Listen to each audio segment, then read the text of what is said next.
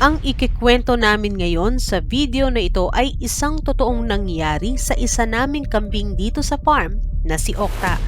At nangyari ito noong Setyembre, kasagsagan ng tag-ulan dito sa Pilipinas. Maraming backyard goat farmers ang nakakakita ng sugat, pangangati o pamamalat ng balat sa kambing tuwing tag-ulan, pero madalas minamaliit o hindi agad na bibigyan ng pansin. Sa kaso ni Okta ka-sideline, nagsimula ito sa simpleng senyales hanggang sa tuluyang lumabas ang skin disease na tumagal ng ilang buwan bago tuluyang bumalik.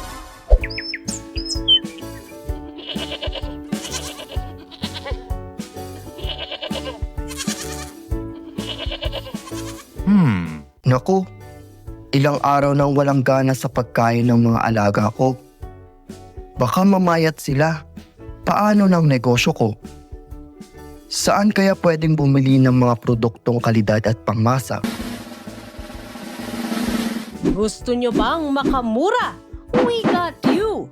Finally, nandito na ang Mangkay.ph.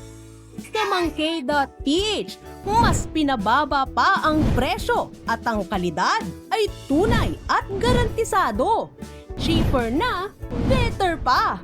Mangkay.ph, ang agri-vet store na pangmasa. Mangkay.ph ang inyong kasangga.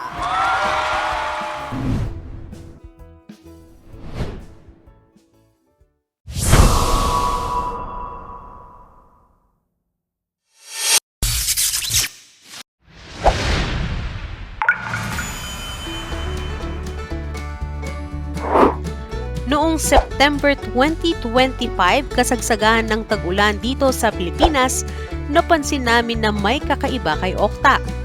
Nagsimula ito sa paa, may sugat, may pamumula at parang hirap siyang tumapak.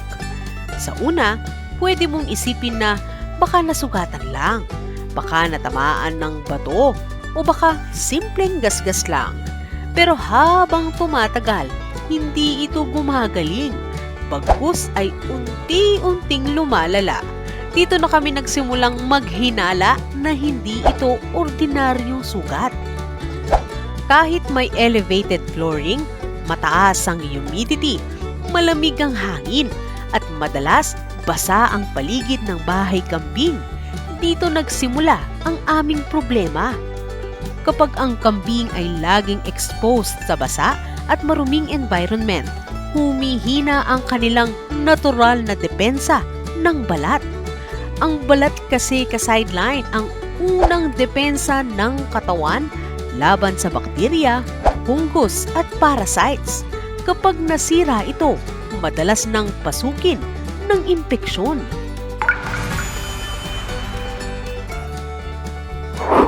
Isa sa mga maling akala ay kapag may sugat o makati ang kambing, galis agad ang iniisip. Pero may mga pagkakataon na ang skin problem ay halo-halo ang sanhi. Pwedeng may parasite, may bakterya at pinalala pa ng maruming paligid. Makikita ang patches ng skin lesion sa katawan ni Okta.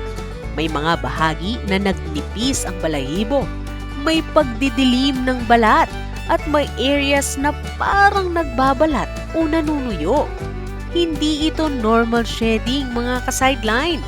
Ang ganitong itsura ay indikasyon ng skin inflammation at posibleng may kasama pang bacterial o fungal involvement, lalo na kapag tuloy-tuloy ang moisture sa balat. Sa likod ng tenga at leeg ni Okta, makikita rin ang uneven skin texture, senyales na matagal na itong naiirita. Kapag ganitong itsura ng balat ng ating mga alaga, ibig sabihin hindi lang panlabas ang problema. May nangyayari na rin sa loob ng katawan ng kambing.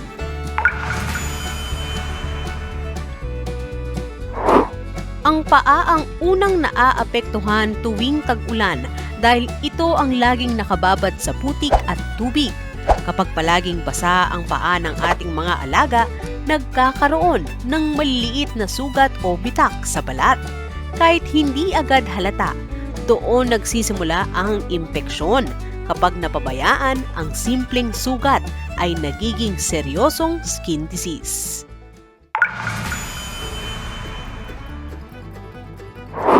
Ka-sideline, hindi lahat ng skin problem ay galis lang. Sa kaso ng aming kambing na si Okta, posibleng kombinasyon ito ng skin irritation dahil sa moisture, opportunistic bacteria sa sugat, posible ding parasites na nag-trigger na ng inflammation. Kapag pinagsama-sama ito at hindi agad naagapan, nagiging chronic skin disease na tumatagal ng buwan bago gumaling.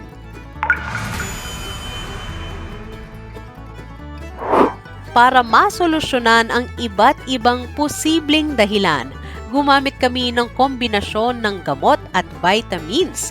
Nagbigay kami ng Wormpet Ivermectin ng 3 beses. May pagitan na 10 days bawat dose para ma-target ang posibleng mites at parasites na pwedeng magpalala ng skin problem. Kasabay nito mga ka-sideline ay nagbigay din kami ng ChemShot LE at Vitachem ADE ng 2 beses para suportahan ang immune system at paghilom ng balat. Paalala ka-sideline, hindi ibig sabihin na gumana ito kay Okta ay pareho na rin ang gagawin sa lahat ng kambing. Mahalaga ang tamang interval at tamang dami ng gamot. Ang sobra o mali-maling paggamit ay pwedeng magdulot ng problema sa katagalan. Kaya, laging maging maingat at huwag magmadali. Araw-araw ay aming nilinis ang sugat ni Okta sa paa gamit ang maligamgam na tubig at malinis na tela. Tsaka namin inisprayan ng Iodostrike everyday. Mahalaga ang regular na paglilinis dahil kung marumi ang sugat, kahit anong gamot ay mabagal ang epekto. Ang consistent na paglilinis ang tumulong para hindi na lumala ang impeksyon.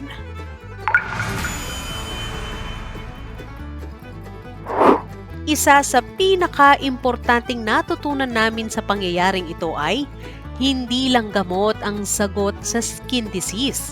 Makakatulong din ka-sideline ang pagsasaayos, paglilinis at pagdidisinfect ng bahay kambing pati na ang paligid nito para hindi na ito kumalat sa iba pang mga alaga natin.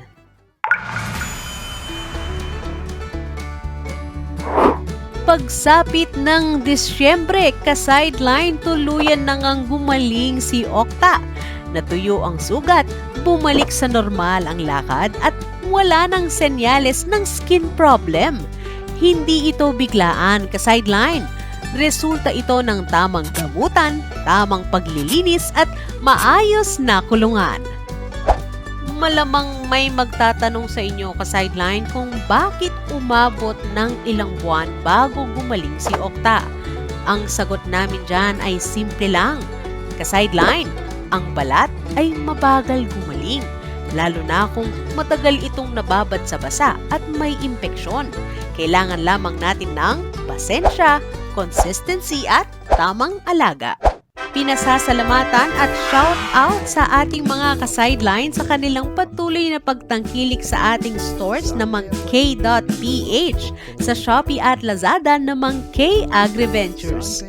Shout out po kina Mark Espiritu, Irving Lim, Mary Jane Lonjawon, Juliana Ilido, Victor Biteng, Ray Gonzalez, Norvi Lake, Thomas Botch, Arthur Go, Sophie Lee Umaweng, Bea C, Raymond Takderas, Ramil Mandani, Lea, Kim Caldosa, Aisha, Francis Ruden Becaldo, Wilfredo Rosales, Brando de Guzman, Butch Kevin Rapis at Bagit Spaho.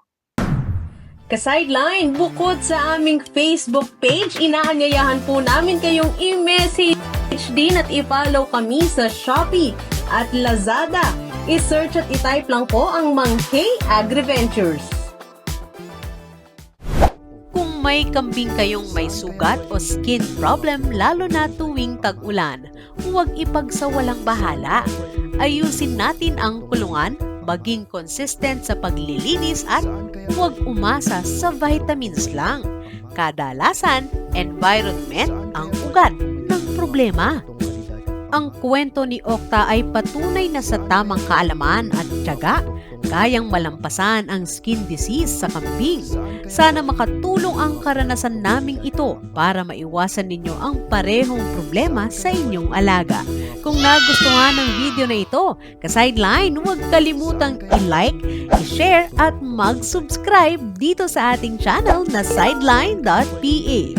Ako po ang inyong lingkod at ka-sideline na si Aga para sa sideline.ph.